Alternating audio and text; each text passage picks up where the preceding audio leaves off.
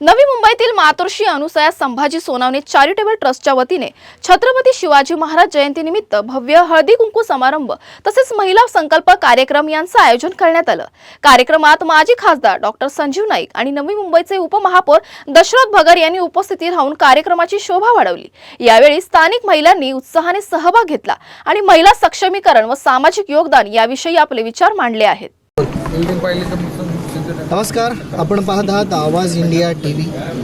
मित्रांनो, आज देशभरामध्ये छत्रपती शिवरायांची जयंती हे साजरी होताना आपल्याला पाहायला मिळालं आहे। आज आपण नवी मुंबईमध्ये आहोत। नवी मुंबईमध्ये एक आगळा वेगळा छत्रपती शिवाजी महाराजांची म्हणजे विचाराची जयंती ज्याला आपण म्हणू शकतो। या ठिकाणी जे युवा पिढी आहे, युवा पिढींना एक प्रेरणा देणारी वेगवेगळ्या पद्धतीनं विचारचं देवाणघेवाणची या ठिकाणी जयंती साजरा झालेल्या आहेत। आपल्याबरोबर नवी मुंबईचे माजी महापौर आणि सध्याचे नगरसेवक सुधाकर सोनवणे सर आहेत। सर, काय सांगणार आहात? आजचा जो जयंती आहे खरोखरच खूप आगळा वेगळा दरवर्षी तुम्ही करत असता। प्रामुख्याने इथे राहत असलेले लोक, कारण छत्रपती शिवरायांची जे आज उन्नतीकरण होतोय का असं प्रश्न निर्माण होतोय आणि तुम्ही एक विचाराचं देवाणघेवाण करण्यासाठी हा जो जयंती साजरा केलेला आहात, काय सांगणार? हे कसं आहे की 2010 पासून आम्ही छत्रपती शिवाजी महाराज यांच्या जयंती दिनीच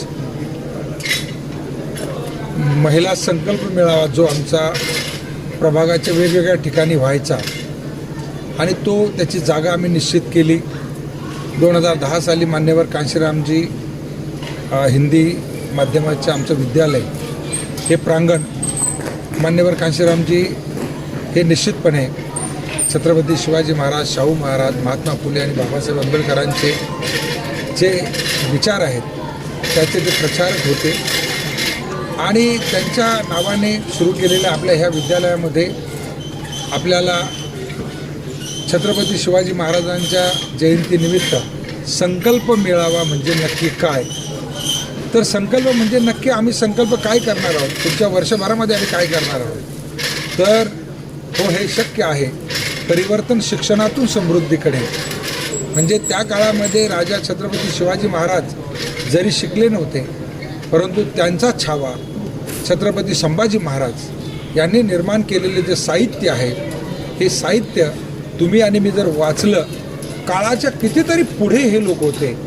आणि म्हणूनच तर बाबासाहेब आंबेडकरांनी शिवाजी महाराज, महात्मा ज्योतिबा फुले, शाहू महाराज ह्या सर्वांना समोर ठेवूनच भारतीय राज्यघटना आणि भारतीय राज्यघटनेतील हा जो लोकाभिमुख असलेला जो खऱ्या अर्थाने धागा आहे, हा धागा धरूनच आम्ही भारताचे लोक ही सुरुवात ज्यावेळेस होते त्यावेळेस ह्या लोकांनी नक्की काय करावं, तर विचारांची जयंती।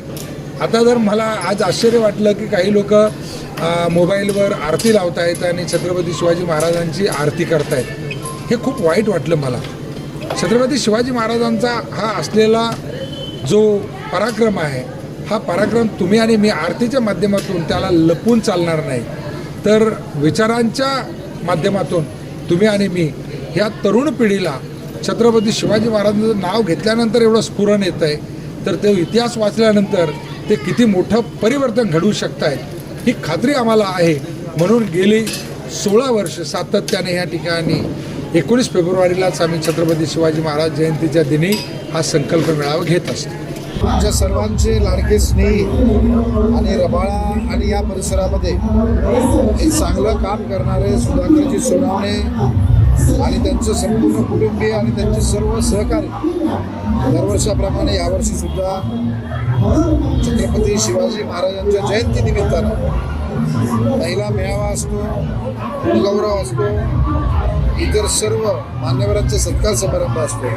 यासोबत माझे सन्माननीय सहकारी महापौर आज स्वतःच दशरथ भगत साहेब या ठिकाणी पहिल्यांदा झालेले आहेत आणि आज एक चांगल्या वातावरणामध्ये आपण बघाल की ते जागा बसायला झाली आणि ते एकही पुरुष नाही, सर्व महिला आहेत। इतकं मोठं कार्य मान्य गणेशजी नाईक साहेबांच्या सहकार्याने या ठिकाणी त्यांनी उभं केलेलं आहे। आज या कार्यक्रमाला सर्व शिवभक्तांना छत्रपती शिवाजी महाराजांच्या जयंतीनिमित्तानं शुभेच्छा व्यक्त करतो.